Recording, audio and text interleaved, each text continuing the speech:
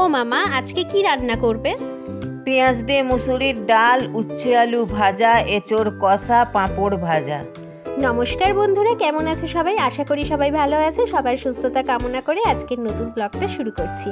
আর আমার নতুন ব্লগে তোমাদের সবাইকে জানাই অনেক স্বাগত।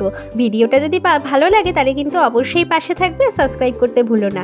তো আজকে বাজার থেকে এনে নিয়েছিলাম কচি এঁচোড়। আর কচি এঁচোড়ে বিচি থাকে না বলে সেটা আমাদের বাড়ির সবারই ফেভারিট। কিন্তু এই এঁচোড় কাটা আমার সাধ্য নেই। তো মা কেটে নিচ্ছে এঁচোড়, কি সুন্দর করে সর্ষের তেল লাগিয়ে কেটে নিয়েছে। তো এই এঁচোড়গুলোতে কিছু বাদ যায় না, ফলে দারুণ হয়। মশলার মধ্যে আমি দিয়ে দিচ্ছি পেঁয়াজ, আদা, রসুন কুচি, আর তার সাথে শুকনো লঙ্কা, কিছুটা জিরে, আর কিছুটা ধনে আর টমেটো কুচি। ব্যাস, এবার এটাকে পেস্ট করে নেব মিক্সিতে।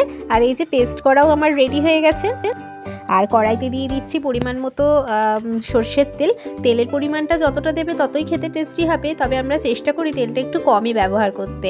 আর সবার প্রথমেই দিয়ে দিলাম তেজপাতা ফোড়ন, আর তার মধ্যে আরেকটু কিছু পেঁয়াজ কুচিয়ে দিলাম। আর একটু ভাজা ভাজা হয়ে এলেই মশলাটা দিয়ে ভালো করে নাড়িয়ে চাড়িয়ে নেব।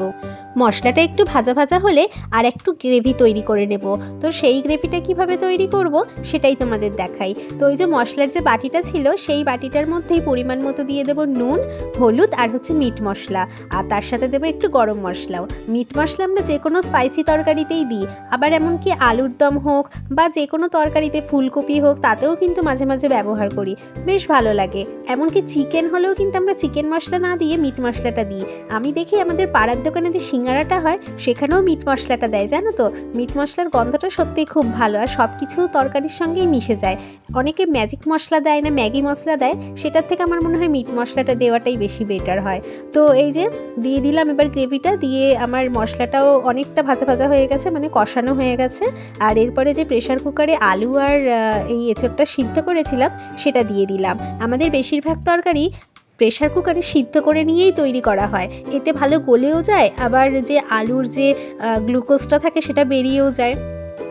এবারে আলু আর এঁচোড়টা ভালো করে মশলার সঙ্গে নাড়িয়ে চাড়িয়ে নিচ্ছি, মানে আবারও কষিয়ে নিচ্ছি যাতে মশলাটা ভালো করে এঁচোড়ের মধ্যে ঢুকে যায়। এবার পরিমাণ মতো একটুখানি দিয়ে দেবো চিনি। ব্যাস, তৈরি হয়ে গেল আমাদের এই এঁচোড়ের কষা। তো এবার ভালো করে আরেকটু কষিয়ে নিয়ে তার মধ্যে পরিমাণ মতো জল দিয়ে দেবো।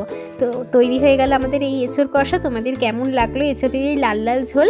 দেখতেও ভালো হয়েছে আর খেতেও, জানিও কিন্তু। ভালো লাগলে সাবস্ক্রাইব করো। টাটা।